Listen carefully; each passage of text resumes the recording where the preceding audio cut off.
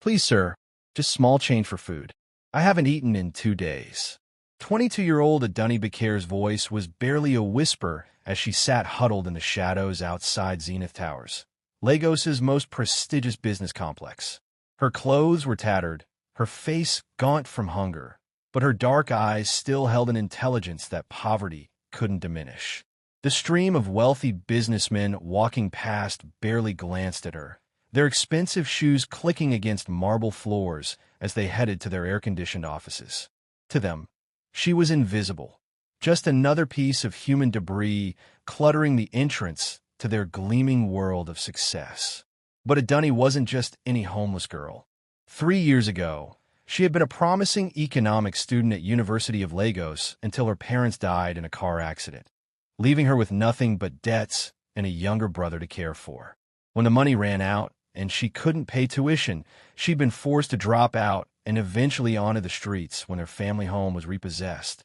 Now, she survived by collecting recyclables, doing odd jobs, and occasionally receiving small donations from the few compassionate souls who still saw her humanity. On this particular morning, she had positioned herself near the entrance of Zenith Towers because she'd heard that Obinna Okafor, Nigeria's youngest billionaire, had his headquarters on the top 3 floors. At 35, he had built Okafor Industries from nothing into one of West Africa's largest conglomerates, dealing in everything from oil to telecommunications to real estate. That man is a legend, she had heard people say. Started with absolutely nothing and built an empire through pure determination and genius. What drew her to his building wasn't hope for charity. She learned that truly rich people were often the least generous, but fascination with someone who had risen from poverty to unimaginable wealth. It gave her hope that perhaps her current situation wasn't permanent. As she sat there, lost in thoughts about her younger brother Tan, who was staying at a children's shelter in Mushin, she overheard a conversation that would change everything. 2 well-dressed men were walking past, speaking in low but urgent tones. One she recognized as Emeka Nwachukwu, Obinna's best friend and business partner, whom she'd seen in newspaper photos. The other was a stranger in an expensive foreign suit. The Japanese investors arrive next week for the final contract signing, Emeka was saying. That's when we move. The documents showing Obinna's misappropriation of funds will surface during the meeting. And you're certain the evidence will be convincing? The stranger asked in accented English. Absolutely. I've been setting this up for 2 years. Bank records, forged signatures, fabricated transactions. Everything points to Obinna's stealing from the company's pension fund and charity foundation. By the time the scandal breaks, his reputation will be destroyed and the Japanese will walk away. Adunni's blood ran cold as she realized what she was hearing. These men were plotting to destroy Obinna Okafor through false accusations and forged evidence. What about his wife? The stranger continued. Emeka laughed coldly. Funmi is already on board. She's been feeding me inside information about his business dealings for months. Once the scandal breaks, and he's ruined, she'll divorce him and claim half of whatever assets remain before they're seized. Then she and I will disappear to Switzerland with our combined windfall. The conversation revealed a conspiracy that went far deeper than business sabotage. Obinna's wife of 8 years was actively betraying him. His best friend was systematically destroying him, and international competitors were financing the destruction of his empire. The man thinks he built everything himself, that he needs no one's help. Emeka continued with bitter satisfaction. His arrogance will be his downfall. He trusts no one completely, but he trusted me and Funmi. That trust will cost him everything. As the 2 men walked away, Adunni sat in stunned silence. She had just overheard a conspiracy that would destroy the life of a man she'd never met but somehow admired. Everything Obinna Okafor had built was about to be stolen from him through betrayal by the people closest to him. The moral dilemma was immediate and overwhelming. Should she try to warn him? Would he even believe a homeless girl making accusations against his wife and best friend? Would he think she was trying to scam him or get money through lies? But as she sat there thinking about justice, loyalty, and the responsibility that comes with knowledge, she knew she couldn't stay silent. Someone who had worked so hard to build something from nothing deserved to know that the people he trusted most were planning his destruction. The question was how to reach him. A homeless girl couldn't simply walk into Zenith Towers and demand to see Nigeria's youngest billionaire. Security would throw her out before she got past the lobby. As if summoned by her thoughts, a black Mercedes G-Wagon pulled up to the curb. She recognized the license plate from newspaper photos. It was Obinna Okafor's personal vehicle. The man who stepped out was exactly as she'd seen in magazines. Tall, commanding presence, expensive tailored suit, the kind of confidence that came from building an empire. But up close, she could see stress lines around his eyes and a tension in his shoulders that suggested the weight of massive responsibilities. As he walked toward the building entrance, completely unaware that his life was about to be destroyed by his closest allies, Adunni made a decision that would change both their lives forever. She stood up, brushed off her tattered clothes, and began following Nigeria's youngest billionaire into the building where his enemies were waiting to spring their trap. Will Adunni find a way to warn Obinna about the conspiracy that could destroy everything he's built? Can a homeless girl get past security to reach one of Nigeria's most powerful men? Don't miss the shocking moment when their worlds collide.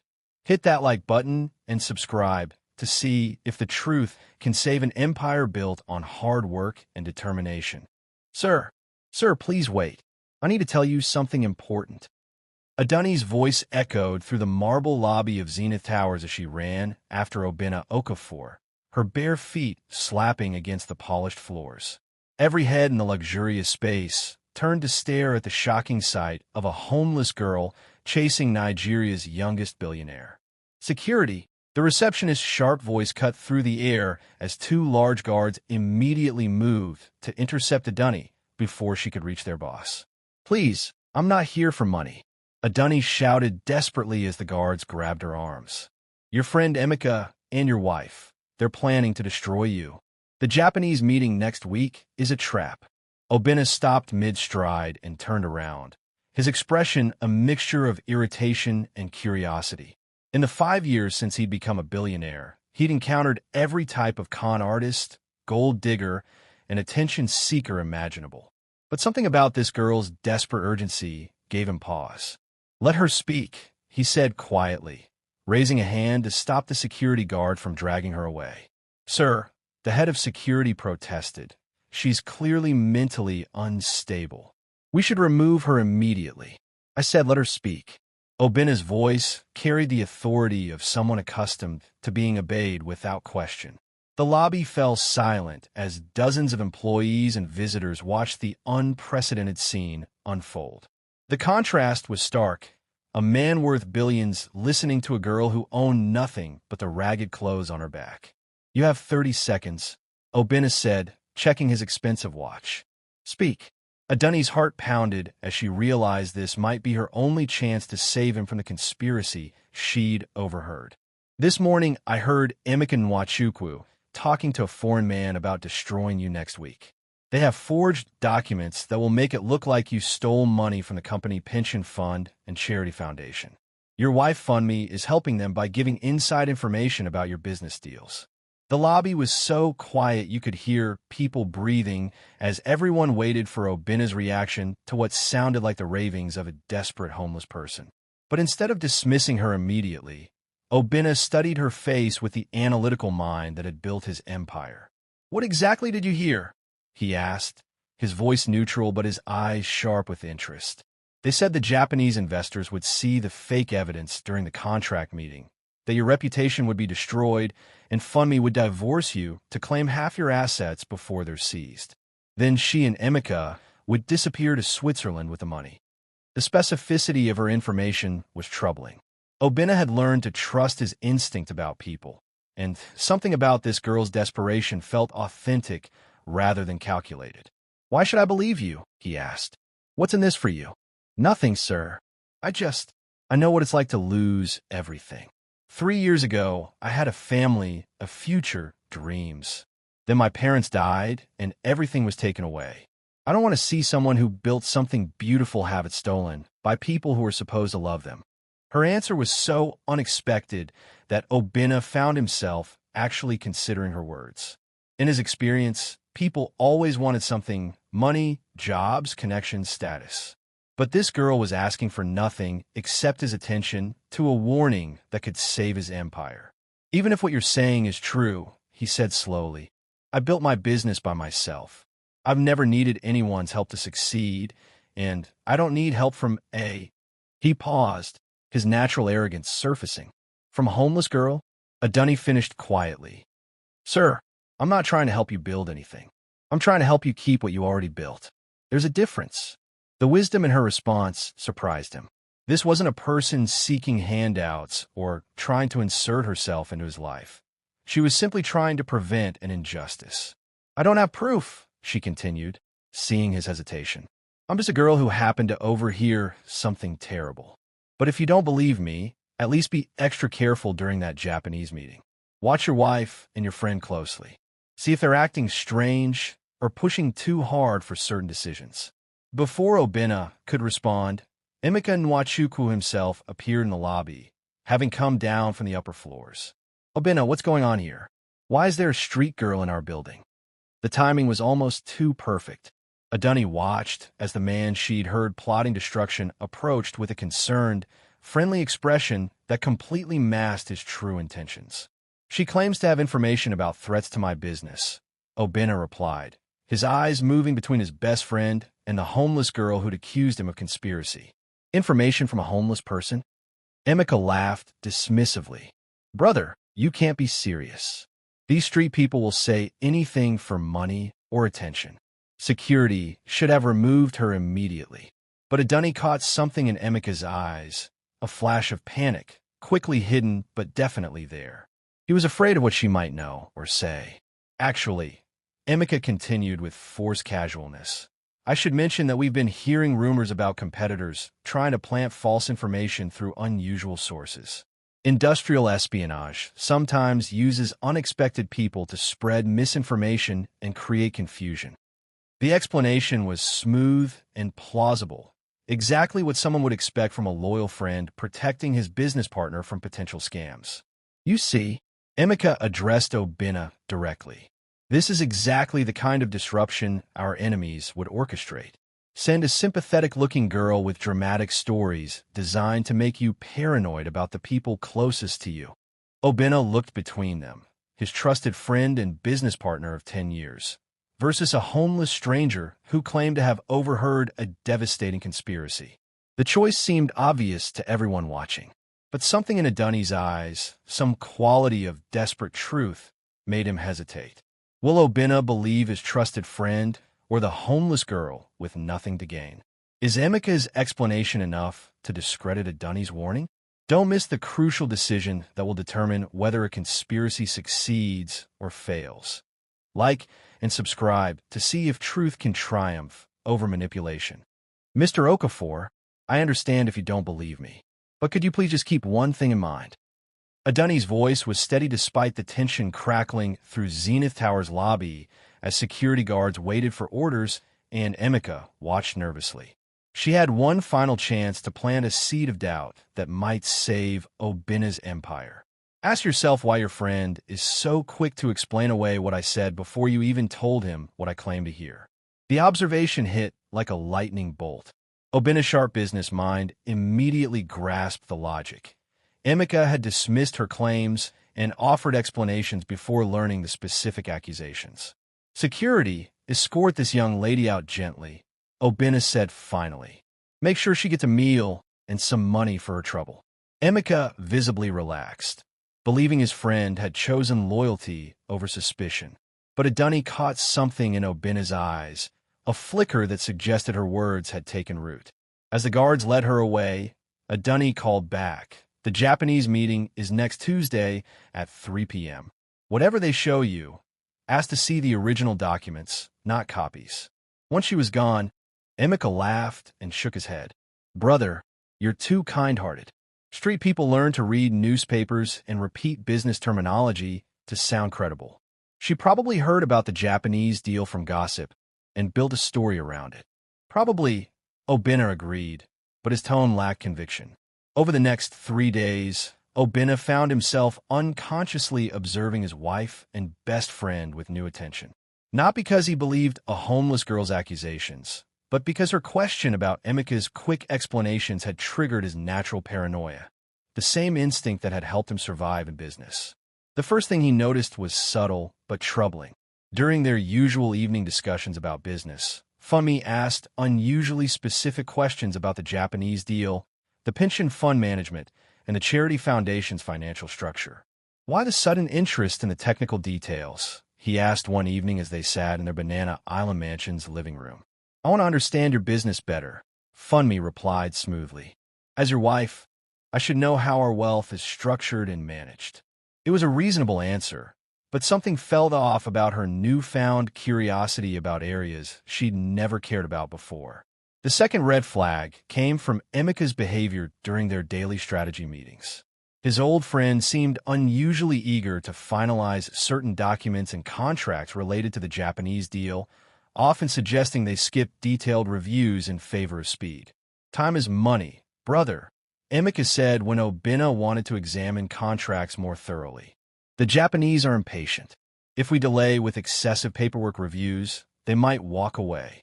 Again, the logic was sound, but it contradicted Emeka's usual careful approach to major deals. The third observation was the most damning. While reviewing security footage for an unrelated matter, Obinna noticed that Emeka had been staying late in the office several times recently, accessing files and computers after hours when no one else was around. When confronted about it, Emeka had ready explanations. I've been preparing presentation materials for the Japanese meeting, he said. You know how perfectionist I am about these major deals. I didn't want to interrupt the normal workflow by doing it during business hours. Each explanation was plausible individually, but together they formed a pattern that made Obinna increasingly uncomfortable. On Saturday morning, as he sat in his home office thinking about the homeless girl's warning, his phone rang. The caller ID showed it was his head of IT security. Sir, I'm calling about those unusual computer access patterns you asked me to investigate.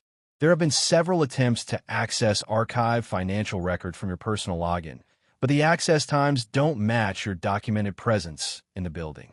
Obinna's blood ran cold. What kind of records? Pension fund transactions, charity foundation transfers, and international banking records. The access attempts all occurred during evenings when building security shows you weren't present. Who else has access to those files? Only you and Mr. Nwachukwu, sir. The system shows the attempts came from his office computer. The evidence was mounting, but Obinna still couldn't bring himself to believe that his best friend of 15 years was betraying him. There had to be another explanation. That evening, he decided to test his suspicions directly. Emeka, he said during their usual Saturday dinner at his house, I've been thinking about the Japanese deal. Maybe we should postpone it for a month to ensure all our documentation is perfect. The reaction was immediate and telling. Emeka's face went pale, and he nearly dropped his wine glass. Postpone? Brother, that's impossible. The Japanese have already arranged their travel, committed their board members' time, allocated budgets for this venture. If we postpone now, they'll assume we're having internal problems and walk away permanently. The desperation in Emeka's voice was unmistakable. This wasn't the calm, strategic thinking of a loyal business partner. It was the panic of someone whose timeline had been disrupted. I'm sure they'll understand if we explain that we want everything to be perfect, Obinna said casually, watching his friend's reaction. No, you don't understand how the Japanese do business, Emeka insisted, sweat visible on his forehead despite the air conditioning. Postponing a confirmed meeting is seen as a sign of disrespect and instability. We could lose not just this deal, but any future opportunities with Japanese investors. When did you become such an expert on Japanese business culture? Obinna asked quietly. The question hung in the air like an accusation. Emeka realized he'd revealed knowledge he shouldn't possess and tried to backtrack. I've been doing research, preparing for the meeting. I want us to succeed, brother. But the damage was done. Obinna now had confirmation that something was very wrong with his closest friend's behavior. As he lay in bed that night beside his wife, listening to her steady breathing, Obinna made a decision that would determine the fate of his empire. He was going to find that homeless girl and learn exactly what else she might have overheard. What other secrets will Adunni reveal when Obinna tracked her down? Is it too late to stop the conspiracy, or can the truth still save his empire? Don't miss the dramatic confrontation between a billionaire and the homeless girl who holds the key to his survival. Hit that subscribe button for the most shocking revelations yet. I knew you would come back. Adunni's voice carried a mixture of sadness and resignation as Obinna's Mercedes pulled up to the street corner in Mushin, where she had set up her small cardboard shelter. 3 days had passed since their encounter at Zenith Towers, and she had been waiting for him to either believe her warning or dismiss it entirely. Obinna stepped out of his bulletproof vehicle, immediately drawing stares from the impoverished residents of one of Lagos's most challenging neighborhoods. His expensive suit and obvious wealth made him stand out like a diamond in a dustbin, but he seemed oblivious to the attention. "How did you know I would find you here?" he asked, approaching her small makeshift shelter with careful steps. "Because you're smart enough to investigate when something doesn't feel right," Adunni replied, organizing the few possessions she owned: a torn blanket, a plastic water bottle, and a small bag containing recyclables she planned to sell. "And because you started to see the signs that what I told you might be true." Obinna was struck by her calm dignity despite her circumstances. Even living on the street, she maintained a sense of self-respect that impressed him. "I need to know everything you heard," he said, sitting down on a concrete step near her shelter, not caring that it would dirty his expensive clothes. "Every detail, every word, every nuance." For the next hour, Adunni recounted the entire conversation she had overheard, including details she hadn't mentioned before: the foreign investor's accent suggesting he was Chinese rather than Japanese, Emeka's specific mentions of Swiss bank accounts, and Funmi's role in providing inside information about board meeting schedules. "There's something else," she added hesitantly. "After you had me escorted out, I waited outside the building. I saw Emeka make a phone call, and he seemed panicked. He kept saying, 'She knows something, and we need to move faster.'" Obinna's jaw tightened as he realized the conspiracy was even deeper than he'd imagined. "Why are you helping me?" he asked finally. "You have nothing to gain and everything to lose. If Emeka discovers you're still talking to me, he could have you hurt or worse." Adunni was quiet for a long moment, staring at the bustling street where vendors sold food from carts and children played soccer with a deflated ball. "3 years ago, my father built a small trucking business from nothing," she said finally. "He started with one old vehicle and grew it into a company with 12 trucks and 20 employees. He was proud of providing jobs for people in our community." She paused, her eyes reflecting pain that went deeper than her current poverty. "When he died, his business partner, a man he'd trusted like a brother, immediately claimed that my father owed him money and had been stealing from the company. He used forged documents and false witnesses to take everything. My mother died from heartbreak 6 months later, and I ended up on the streets." Obinna felt a chill of recognition. Her story was almost identical to what Emeka was planning to do to him.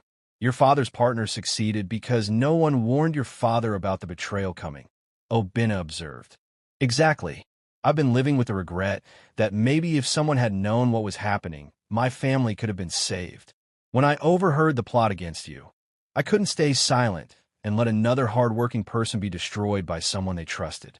Her explanation revealed a depth of character that humbled him. This young woman had lost everything to a conspiracy similar to the one targeting him. Yet instead of becoming bitter or seeking revenge, she was trying to prevent the same tragedy from happening to someone else. "I need proof," Obinna said. "Accusations alone won't be enough to stop them." "Then we need to make them reveal themselves," Adunni suggested. "In my economics classes, I learned that the best way to expose a fraud is to create pressure that forces the fraudsters to make mistakes." Obinna was surprised by her analytical thinking. "What kind of pressure?" "Tell Emeka that you've decided to personally audit all the financial records before the Japanese meeting. Say you want to verify every transaction to ensure absolute transparency with the international investors. That would force him to accelerate his timeline," Obinna realized. "Exactly. If he's been planting false evidence gradually, Sudden pressure to produce everything at once might cause him to make errors or reveal the forgeries. The strategy was brilliant in its simplicity. By creating urgency, they could force Emeka to show his hand before he was ready. But there's still the problem of my wife, Obinna said heavily. Even if I expose Emeka, Funmi has access to everything in our home, our personal accounts, family information that could be used against me. That's harder, Adunni admitted. But maybe, do you have somewhere safe where you could store the real documents? Somewhere she doesn't know about. I have a private safe in my childhood home in ABA, my mother's house, where I lived before I became successful. Funmi has never been there and doesn't know it exists. Then tomorrow, before you confront Emeka about the audit, secretly move all your most important documents there. If they're planning to present forged evidence at the Japanese meeting, they'll need to steal or alter the originals first. As they talked strategy, Obinna found himself increasingly impressed by Adunni's intelligence and insight. Here was a young woman who should have been completing her university education and beginning a promising career, instead living on the streets because of the same type of betrayal he was facing. When this is over, he said impulsively, I want to help you get back on your feet. Finish your education, build a life. Adunni shook her head gently. I'm not helping you for reward, Mr. Okafor. I'm helping you because it's right. If you want to help me later, that's your choice, but it's not why I'm doing this. Her integrity was absolute, and it shamed him to realize how rare such character was in his world of wealth and power. As he prepared to leave, Adunni had one final piece of advice. Be very careful who you trust during the next few days. If your wife and best friend can betray you, others in your inner circle might be compromised too. Trust your instincts. And remember, sometimes the people who have the least to gain from helping you are the ones you can trust the most. Will Obinna's plan to expose the conspirators work, or will their false evidence convince the investors and authorities? Can a homeless girl's courage really bring down an international conspiracy? Don't miss the explosive moment when the trap is sprung and justice finally arrives. Hit that subscribe button to see if truth triumphs over betrayal. I've decided to conduct a complete financial audit before the Japanese meeting. Obinna's announcement hit the Monday morning board meeting like a bomb. Around the polished conference table on the 45th floor of Zenith Towers, the faces of his senior executives showed various degrees of surprise, confusion, and in Emeka's case, barely concealed panic. An audit. Emeka's voice was carefully controlled, but Obinna could see the tension in his jaw.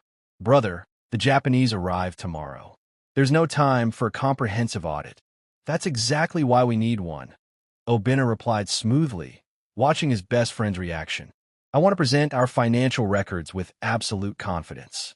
Complete transparency will impress them and demonstrate our commitment to ethical business practices.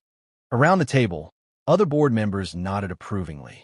The idea sounded responsible and professional, exactly the kind of thorough preparation that had made Okafor Industries successful.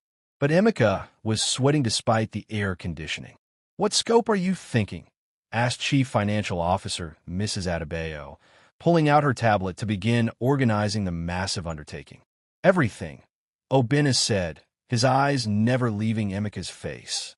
Pension fund management, charity foundation transfers, international transactions, subsidiary accounting. I want every naira accounted for and verified. That could take weeks, protested Emeka. The Japanese deal will be long gone by then. Then we'll work through the night, Obinna replied calmly. I'll personally review every document to ensure accuracy. The meeting continued for another hour, with Obinna assigning specific audit tasks to different departments. But all the while, he was watching Emeka, who seemed to be calculating rapidly behind his eyes. After the meeting ended and the executives filed out, Emeka lingered behind. Brother, can we speak privately? He asked, closing the conference room door. Of course. I'm concerned about this sudden audit decision. It seems paranoid. Is everything all right? Are you having doubts about the Japanese deal? Obinna studied his friend's face, seeing the desperation that Emeka was trying to hide behind concern. I'm just being careful, Emeka. You've always taught me that thoroughness is what separates successful businesses from failed ones. Yes, but there's thoroughness, and then there's sabotaging our own success through excessive caution. The Japanese are expecting confidence and efficiency, not paranoid auditing. The word paranoid was interesting. Emeka was trying to make Obinna doubt his own judgment, a classic manipulation tactic. I've made my decision, Obinna said firmly. The audit begins this afternoon. As Emeka left, clearly agitated, Obinna immediately called his most trusted security chief, Mr. Adebola, who had been with the company since its early days. I need a favor, and it has to be completely confidential, Obinna said. I want surveillance on Emeka Nwachukwu, where he goes, who he calls, what he does. But it has to be absolutely invisible. Sir, may I ask why? I have reason to believe he may be involved in activities that could harm the company. Within hours, Adebola's team was discreetly monitoring Emeka's movements. The results were immediate and damning. At 3:47 p.m., Emeka left Zenith Towers and drove directly to a small office building in Victoria Island. Surveillance showed him meeting with two men, one matching the description of the foreign investor Adunni had seen, and another who appeared to be a document forger based on the equipment visible in the office. The meeting lasted 2 hours, with Emeka clearly agitated and the other men trying to calm him down. At 6:23 p.m., Emeka made a series of phone calls from his car. Audio surveillance picked up fragments, moved up the timeline, audit starting today, need the documents tonight. But the most damning evidence came at 7:45 p.m. when Emeka drove to Banana Island and was seen entering Obinna's own house, using a key that only family members should possess. He's in your house right now, sir, Adebola reported via secure phone. Should we intervene? No. Let him think he's unseen, but document everything he does. Security cameras that FundMe didn't know existed captured everything. Emeka spent 45 minutes in Obinna's home office, copying files, photographing documents, and downloading information from the home computer that contained personal financial records. When FundMe arrived home, instead of being surprised to find Emeka there, she greeted him with a kiss that left no doubt about the nature of their relationship. Obinna watched the footage on his secure tablet with a mixture of rage and heartbreak. His wife of 8 years and his best friend of 15 years were not just betraying him professionally. They were having an affair that had probably been going on for months or years. The surveillance continued through the evening, capturing Emeka and FundMe working together to access additional files, with FundMe providing passwords and security codes that allowed him to penetrate systems he shouldn't have been able to reach. At 11:30 p.m., they were joined by the foreign investor from earlier, who had somehow gained access to Obinna's private residence. The Japanese meeting is tomorrow, the foreigner was saying as audio picked up their conversation. If we don't present the evidence of his financial crimes, then we may lose our window. His sudden audit decision suggests he might be getting suspicious. The evidence is ready, Emeka assured him. Bank records showing transfers from the pension fund to his personal accounts, forged signatures on charity foundation documents, manufactured email trails indicating communication with terrorist organizations to justify asset seizure, and the wife's divorce filing, prepared and ready to submit immediately after the meeting. FundMe's voice was cold and calculating. I'll claim discovery of his financial crimes as grounds for divorce and demand emergency asset protection. Obinna felt sick listening to the woman he'd loved plot his total destruction with such casual cruelty. There's just one problem, Emeka continued.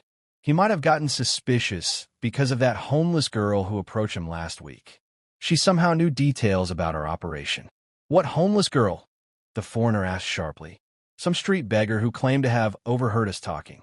Obinna had her removed, but she mentioned specific details about the Japanese meeting and Swiss accounts that were too accurate to be coincidental. Find her, the foreigner ordered. If she's still talking to him, she could disrupt everything. The threat to Adunni sent ice through Obinna's veins. The young woman who had risked everything to warn him was now in danger because of her attempt to help. As he watched his wife and best friend plot his destruction while planning to eliminate the only person who had tried to protect him, Obinna realized that tomorrow's meeting would determine not just the fate of his business empire, but whether justice would triumph over betrayal. Will Obinna be able to protect Adunni from the conspirators who want to silence her? Can he turn the tables on his betrayers before they destroy everything he's built? Don't miss the explosive confrontation where a homeless girl's courage might be the key to exposing a billion-dollar conspiracy. Like and subscribe for the most dramatic showdown yet. They're coming for you. You need to disappear until this is over. Obinna's urgent voice cut through the early morning silence as he approached a Adunni Street shelter at 5:30 a.m., 2 hours before the Japanese meeting that would determine his fate. His bulletproof Mercedes was parked with the engine running, ready for immediate escape. "What do you mean?" Adunni asked, instantly alert despite having been sleeping on cardboard. "I have surveillance footage from last night. Emeka, my wife, and their foreign partner discussed eliminating you as a threat. They know you overheard their conspiracy, and they're planning to silence you permanently." Adunni's face went pale, but her voice remained steady. "Where can I go? I have no money, no connections, nowhere to hide. I have a safe house in ABA where my mother lives. You'll be protected there until I can expose their crimes." "But what about your brother Tund?" Obinna asked, remembering she had mentioned a younger sibling. "He's a children's hope shelter in Mushin. If they're targeting me, they might hurt him to get to me." The thought hadn't occurred to Obinna, but she was right. Desperate conspirators might threaten anyone connected to their enemy. "We'll get him too, but we have to move now." As they drove through Lagos's awakening streets toward the children's shelter, Obinna briefed Adunni on everything he had discovered through surveillance. The Japanese meeting at 3 p.m. is when they plan to spring the trap, Obinna explained as they navigated morning traffic. "They have forged documents showing I stole from the pension fund and charity foundation. They've also fabricated evidence suggesting I have terrorist connections to justify asset seizure. And your wife, filing for divorce immediately after the meeting, claiming she just discovered my crimes. She'll demand emergency asset protection while Emeka and their foreign partner seize control of the company." Adunni absorbed this information with the analytical mind that had once made her a promising economics student. "The foreign investor, he's not Japanese, is he?" "No, Chinese, according to my security team. They're using fake Japanese investors as cover for what's essentially a hostile takeover funded by Chinese competitors." They arrived at Children's Hope Shelter as the sun was rising over Lagos. 16-year-old Tund Bekir was waiting in the courtyard, having been told his sister was coming to see him. "Adunni," he ran to embrace her, and Obinna was struck by their obvious love for each other despite their circumstances. "Tund, we need to go somewhere safe for a few days," Adunni explained quickly. "Some dangerous people are looking for me." "Why? What did you do?" "I try to help someone, and now the bad people want to hurt me for telling the truth." As they drove toward ABA with the siblings safely in his vehicle, Obinna found himself thinking about loyalty, family, and the courage it took to do the right thing when it would be easier to stay silent. "How did you know to trust me?" he asked Adunni. "You risked your life to warn a stranger about a conspiracy you had no obligation to expose." "My father always told me that good people deserve to know when bad people are coming for them," she replied simply. "You built something beautiful through hard work. It wasn't right to let thieves steal it through lies." They reached Mama Okafor's house in ABA at 11 a.m. Obinna's 70-year-old mother was shocked to see her billionaire son arrive with 2 street children, but her maternal instincts kicked in immediately. "Mama, these young people helped save my business," Obinna explained. "They need protection while I deal with some dangerous situations. Anyone who helped my son is welcome in this house," Mama Okafor declared, immediately setting about preparing food and arranging sleeping quarters. With Adunni and Tund safely hidden, Obinna returned to Lagos for the most important meeting of his life. But first, he had one final preparation to make. At 1 p.m., he met secretly with Inspector General Adebayo of the Nigeria Police Force, a man he had worked with on various charitable initiatives over the years. "Inspector General, I need your help with a matter of national security," Obinna said, presenting the surveillance evidence he had gathered. "What am I looking at?" a conspiracy involving foreign competitors attempting to seize control of Nigerian business assets through forged evidence and false accusations. They plan to present fabricated documents at 3 p.m. today, claiming I have terrorist connections. Inspector General Adebayo studied the footage of Emeka, Funmi, and the Chinese investor planning the conspiracy. This is serious. If foreign entities are using forged terrorism accusations to seize Nigerian assets, it threatens our national sovereignty. I want to let them present their false evidence, then arrest them for fraud, forgery, and possibly treason. But I need police protection at the meeting to ensure they can't escape when exposed. Done. But are you sure you want to risk letting them make their accusations publicly? Even if proven false, such claims can damage reputations permanently. I've learned that sometimes you have to let evil reveal itself completely before you can destroy it. Obinna replied, thinking of the homeless girl whose courage had made this moment possible. At 2:45 p.m., Obinna arrived at Zenith Tower for the meeting that would determine whether justice or betrayal would triumph.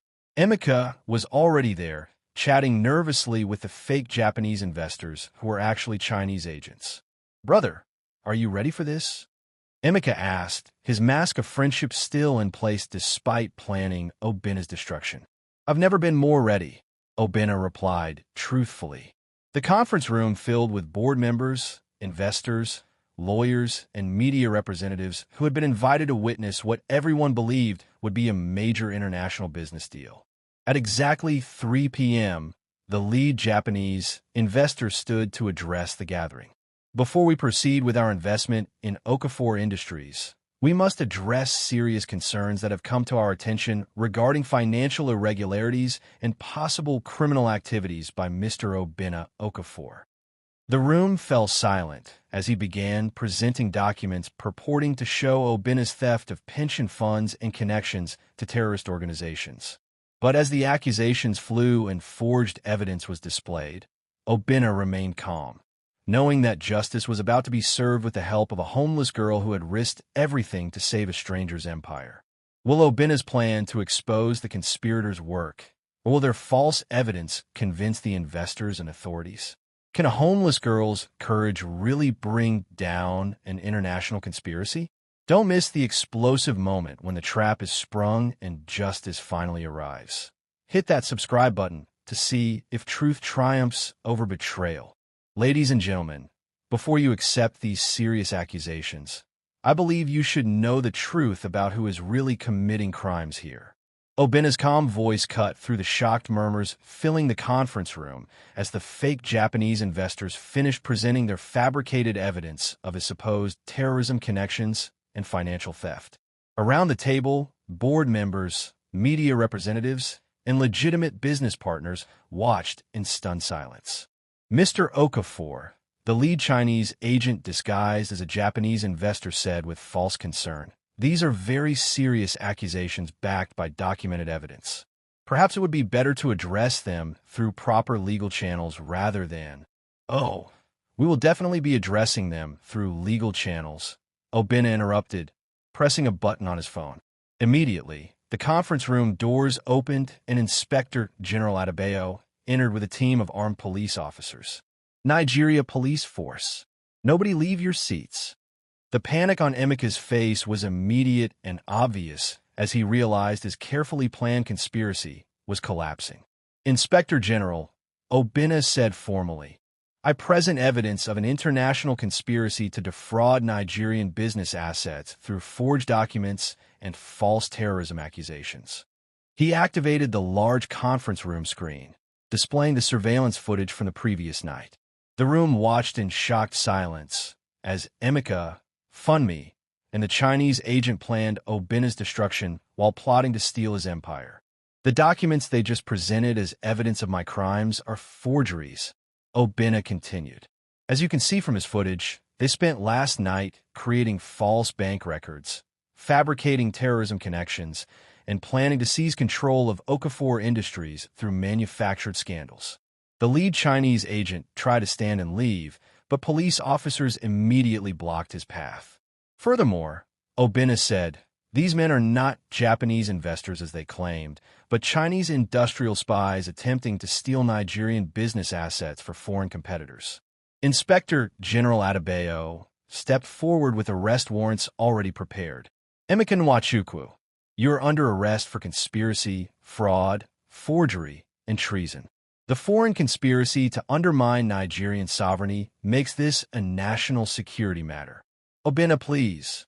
Emeka's mask finally slipped completely. We've been friends for 15 years. Don't do this to me. You did this to yourself when you chose greed over loyalty. Obinna replied sadly. I trusted you with everything, and you were planning to steal it all. As police handcuffed Emeka, Inspector General Adebayo addressed the Chinese agents. You gentlemen are under arrest for espionage, fraud, and conspiracy against Nigerian national interests. Your diplomatic immunity will not protect you from these charges. The room erupted in chaos as the full scope of the conspiracy became clear. Board members who had been ready to believe the worst about their CEO now realized they had witnessed an attempted corporate coup orchestrated by foreign enemies. But Obinna's biggest surprise was yet to come. There's one more conspirator who needs to face justice, he announced as the police began leading away the arrested men. He activated his phone again, and additional surveillance footage began playing, showing Funmi in their home, copying documents, providing passwords, and planning his downfall with passionate kisses for his best friend. My wife, Funmi Okafor, has been providing inside information and access to confidential documents. She was planning to file for divorce immediately after this meeting to claim half my assets before they could be seized. The conference room door opened again, and Funmi entered, clearly expecting to witness her husband's destruction and her own financial liberation. Instead, she walked directly into a police trap. Funmi Okafor, you are under arrest for conspiracy, industrial espionage, and financial fraud, Inspector General Adebayo announced as officers moved to arrest her. What? Obinna, what is this? I don't understand. Funmi's performance was Oscar-worthy, but the surveillance footage had already revealed her true nature. I think you understand perfectly, Obinna replied with quiet dignity. You've been planning this for months, possibly years. The only thing you didn't plan for was someone brave enough to warn me about your conspiracy. As police led away his wife, best friend, and the foreign agents who had tried to destroy everything he had built, Obinna felt a mixture of relief and sadness. His empire was saved, but the cost was the loss of the two people he had trusted most in the world. Ladies and gentlemen, he addressed the stunned conference room. I apologize for the dramatic nature of today's proceedings. Okafor Industries remains committed to ethical business practices and legitimate international partnerships. We will resume normal operations immediately. The legitimate investors and board members erupted in applause, impressed by his handling of the crisis and relieved that their investments were secure. But as the meeting concluded and people began filing out, discussing the incredible events they had witnessed, Obinna's thoughts were with a homeless girl in ABA whose courage had made this victory possible. Later that evening, as news of the international conspiracy dominated headlines across Nigeria and West Africa, Obinna drove back to his mother's house to thank the young woman who had risked everything to save a stranger. He found Adunni and Tund helping Mama Okafor prepare dinner, looking more relaxed than he had ever seen them. Is it over? Adunni asked simply. It's over. They're all in custody facing serious charges. Your warning saved not just my business, but exposed a foreign conspiracy against Nigerian sovereignty. And now you can rebuild with people you actually trust, she observed with wisdom beyond her years. Actually, Obinna said, I've been thinking about something you said, about how I built my business by myself and never needed anyone's help. Today, I learned that even the most successful person needs allies they can trust. He looked at this remarkable young woman who had shown more loyalty to a stranger than his wife and best friend had shown after years of love and friendship. I want to offer you and Tund a place in my life, not as charity, but as family. You've proven your character in ways that money can't test. I need people like you around me. Will Adunni accept Obinna's offer to become part of his life? What happens to the conspirators who tried to destroy everything? Don't miss the beautiful conclusion where loyalty is rewarded and true family is discovered. Like and subscribe for the most heartwarming ending yet. Mr. Emeka Nwachukwu, you are hereby sentenced to 15 years imprisonment for conspiracy, fraud, forgery, and treason against the Nigerian state. Judge Adebayo Ogundamu's voice rang through the packed Federal High Court Lagos as Emeka stood in handcuffs, his expensive suit replaced by prison garb.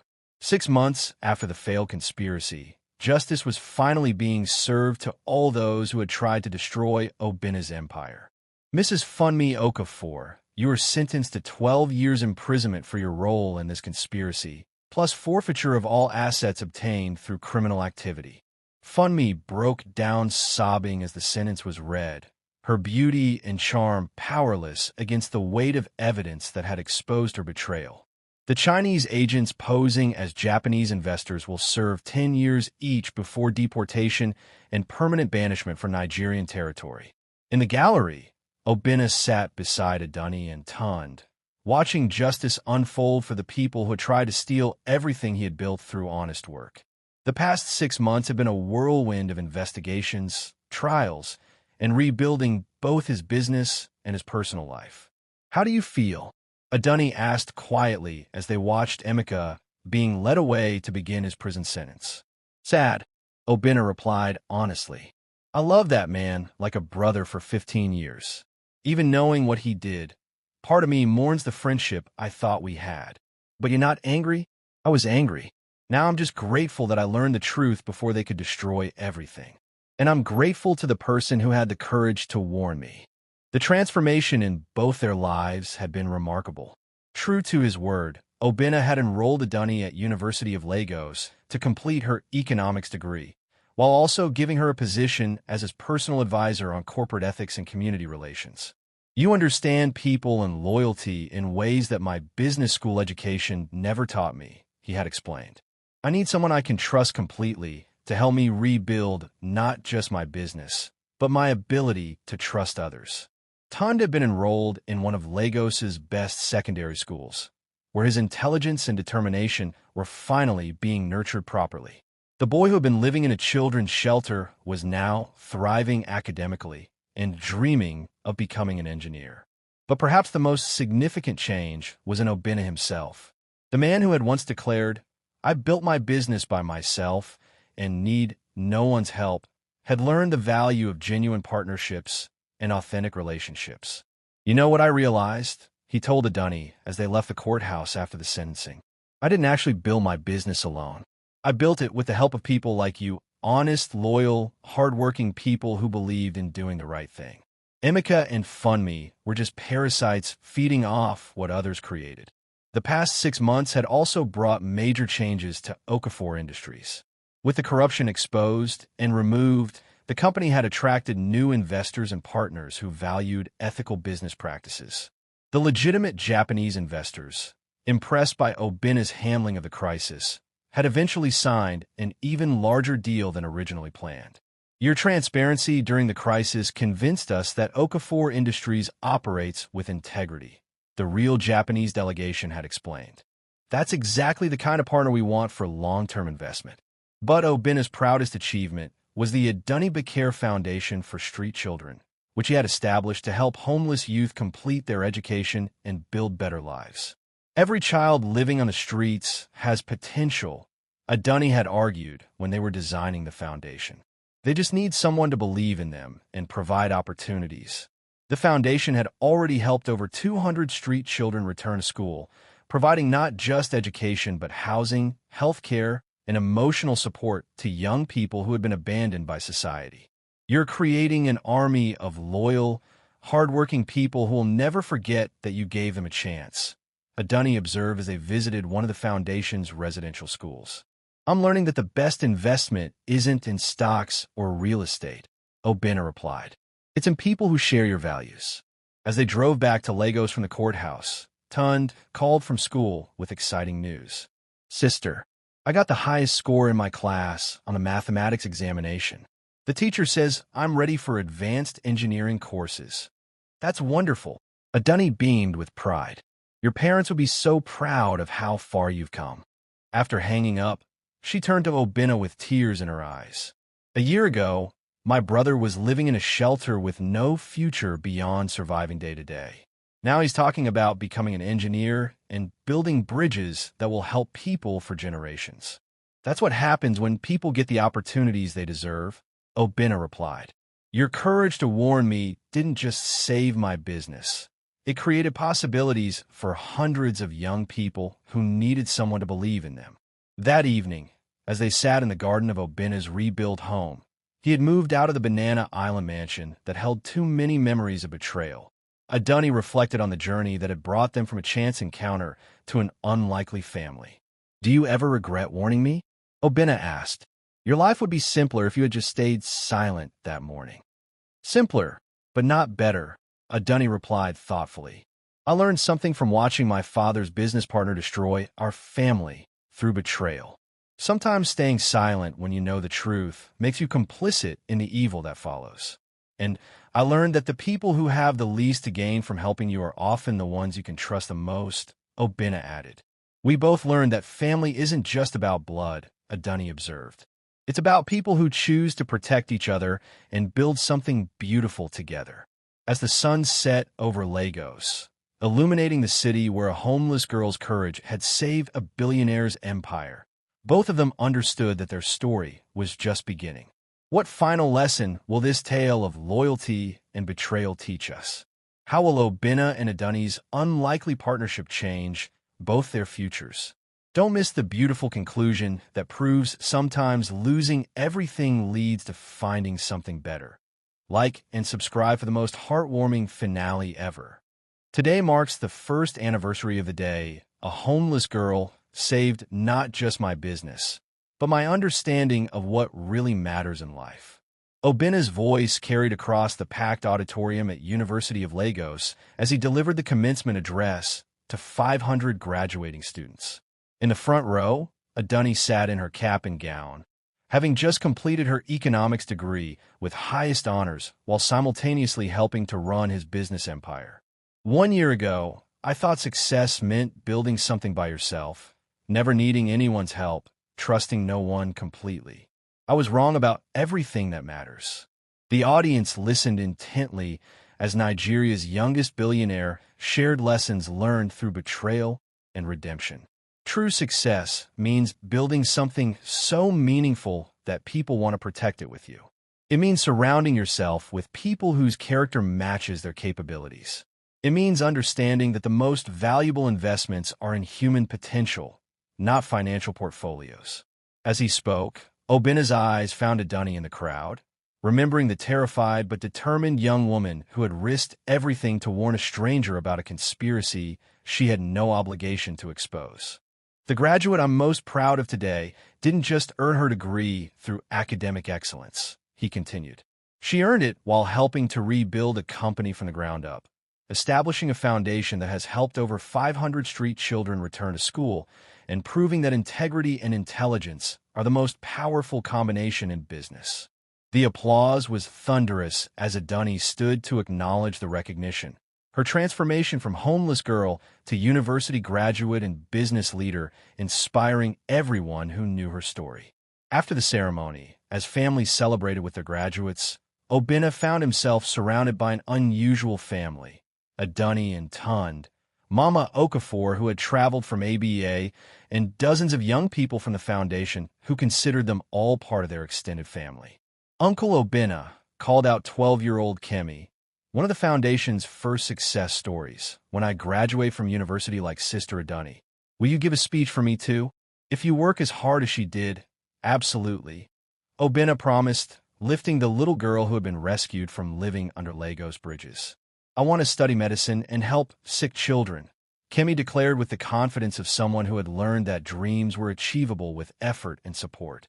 Then we'll make sure you get the best medical education possible, Adunni assured her, remembering her own impossible dreams during those dark days on the streets. Later that evening, as they celebrated at a restaurant with their extended family of foundation children and supporters, Tun stood to make an announcement. Sister, Uncle Obinna, everyone, I have been accepted to MIT for engineering studies with a full scholarship. The celebration was explosive as their newest family member shared news that would have been impossible to imagine just 18 months earlier. Your parents would be so proud, Mama Okafor said through tears, embracing the young man who had become like a grandson to her. But I want everyone to know, Tund continued, that I will always remember where I came from and the people who helped me get here. When I finish my studies, I'm coming back to Nigeria to build infrastructure that will help children like we used to be. That's the difference between gratitude and entitlement, Obinna observed to Adunni. People who remember their struggles never stop helping others escape similar situations. As the evening concluded and their extended family dispersed to various homes and dormitories, Obinna, Adunni, and Tund returned to the house that had become their headquarters for both business and philanthropy. I have something to tell you both, Obinna said as they sat in the garden, where they often planned foundation activities and business strategies. Are you finally going to ask Sister Adunni to marry you? Tund asked with teenage directness that made both adults laugh. Actually, Obinna replied, I wanted to discuss something even more important than romance. He pulled out legal documents that he had been preparing for months. I'm formally adopting both of you as my legal heirs and partners in everything I've built. The announcement shocked them both into silence. Obinna, you don't need to, Adunni began. Yes, I do, he interrupted gently. You've both proven your character in ways that blood relatives never did. You've helped me build something more meaningful than I ever accomplished alone. I want to ensure that everything we've created together will continue growing with your leadership. But what about having your own children someday? Tund asked practically. You are my children in every way that matters, Obinna replied. If I'm blessed with biological children in the future, they'll join this family we've created. But the foundation of our family will always be the loyalty and love we chose to share. The legal adoption was more than symbolic. It represented the transformation of three people who had found each other during their darkest moments and built something beautiful together. You know what I think? Adunni said through tears of joy. I think my parents and your brother Kojo are proud of what we've built. We took the pain of losing everything and turned it into the power to help others find everything. And Emeka and Funmi? Tund asked, what do you think about them now? Obinna considered the question seriously. I think they taught me valuable lessons about the difference between allies and parasites. They weren't evil people originally. They became evil through choices that prioritize greed over loyalty. I don't hate them anymore, but I'll never forget what I learned from their betrayal. As they sat in their garden, surrounded by awards from business organizations, thank you letters from foundation children, and family photos that documented their journey from strangers to family, all three understood that their story had become something larger than personal success. We're not just running a business and a foundation, Adunni observed. We're proving that families can be created through choice and character, not just birth and blood. What final transformation awaits this unlikely family? Will their story inspire others to build something beautiful from life's betrayals? Don't miss the beautiful conclusion that proves love, loyalty, and second chances can create miracles. Hit that subscribe button for the most heartwarming ending yet. 5 years ago, I was a homeless girl begging for change outside this very building. Today, I stand before you as the CEO of Okafor Industries and the Adunni Foundation. Adunni's voice filled the grand auditorium of Zenith Towers as she addressed 2,000 business leaders, government officials, and international investors at the 5th Annual African Business Ethics Summit. The transformation was remarkable. The desperate young woman who had once sat in shadows outside this building was now one of Nigeria's most respected business leaders. But this story isn't about me. It's about what happens when people choose loyalty over greed, truth over convenience, and love over betrayal.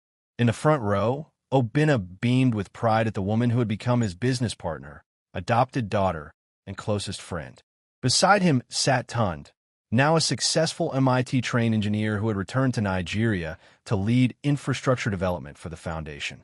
When I overheard a conspiracy to destroy Mr. Obinna Okafor's business empire, I had a choice, Adunni continued. I could stay silent and safe, or speak truth and risk danger. I chose truth because my father taught me that good people deserve to know when bad people are coming for them. The audience listened with rapt attention to a story that had become legendary in African business circles. The homeless girl who saved a billionaire and transformed both their lives forever. What we learned over the following 5 years changed everything I thought I knew about success, family, and building something meaningful. Those 5 years have been extraordinary. Under Adunni's leadership, Okafor Industries had become not just profitable, but a model for ethical business practices across Africa. The Adunni Bekare Foundation had helped over 3,000 street children complete their education, with many now attending universities or starting their own businesses. But perhaps the most beautiful development had been completely unexpected. Today, I want to share the most important lesson we've learned, Adunni continued. True wealth isn't measured in money or property. It's measured in the number of lives you've touched and the quality of relationships you've built. As she spoke, the auditorium's large screens displayed photos documenting their journey. Homeless children graduating from university, former street vendors becoming successful entrepreneurs, families reunited and rebuilt through the foundation's programs. This work taught us that family isn't just about blood relations. Family is about people who choose to protect each other, celebrate each other's successes, and build something beautiful together. The presentation concluded with a surprise that brought tears to many eyes. Mama Okafor, now 75 years old, joined Adunni on stage carrying a special gift. "This is my grandmother, who taught all of us that love multiplies when it's shared," Adunni explained.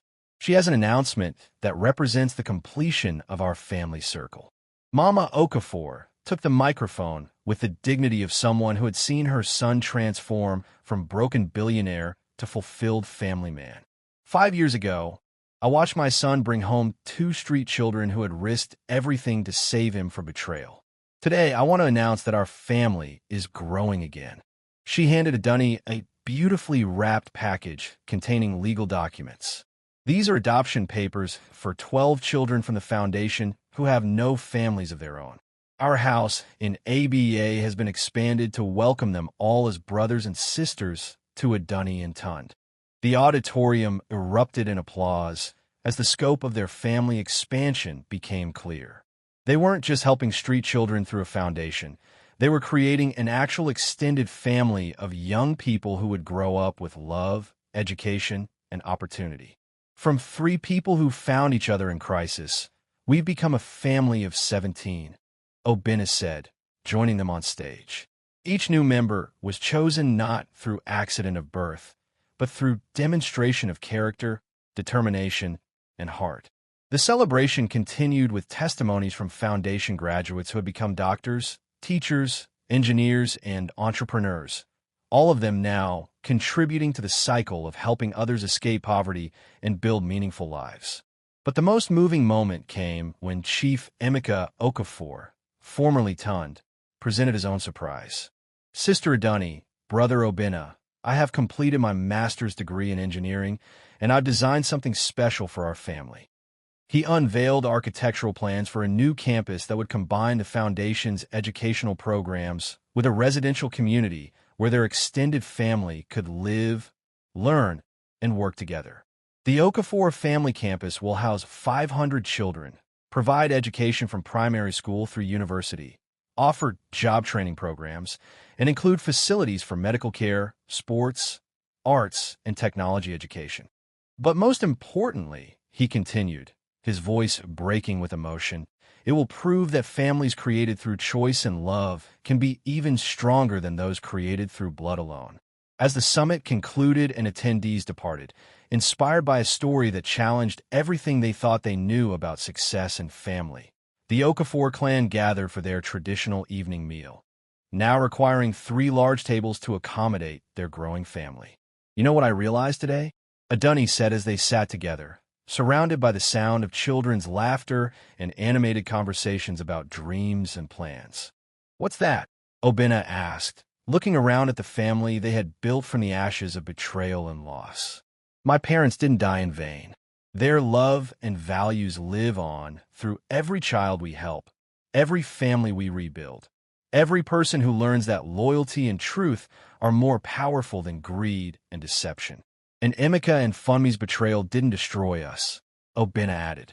It cleared the way for us to build something more beautiful than anything I could have imagined when I thought success meant building everything alone. That's the best revenge against betrayal, observed Mama Okafor with the wisdom of her years. Not hatred or bitterness, but building something so full of love and purpose that the betrayers become irrelevant to your happiness. As evening fell over Lagos and their extended family settled into homework, games, and bedtime stories, Adunni stood in the garden where she and Obinna had first planned their foundation and dreamed of helping other street children. "Do you ever wonder what would have happened if I hadn't overheard that conversation?" she asked. "Sometimes," Obinna replied, joining her under the stars. "But then I remember that good things happen to people who choose to do right even when it's difficult. We found each other because we were both committed to truth and loyalty. That wasn't accident. That was destiny. And now we keep building, keep helping, keep proving that love and loyalty create the strongest foundations for anything worthwhile." As they looked up at the stars over Lagos, surrounded by the sounds of their chosen family and the satisfaction of work that mattered, both understood that their story had become something timeless. Proof that sometimes losing everything you thought you wanted leads to finding everything you actually needed. The homeless girl who had saved a billionaire's empire had discovered that the real treasure wasn't the business she helped rescue, but the family they built together from courage, loyalty, and love. And so ends the tale of how a homeless girl's courage saved not just a billionaire's business, but created a family that would change countless lives for generations to come. What lessons will you take from Adunni and Obinna's journey? Share your thoughts in the comments. And don't forget to subscribe for more African folktales that prove love, loyalty, and truth always triumph over greed, betrayal, and deception.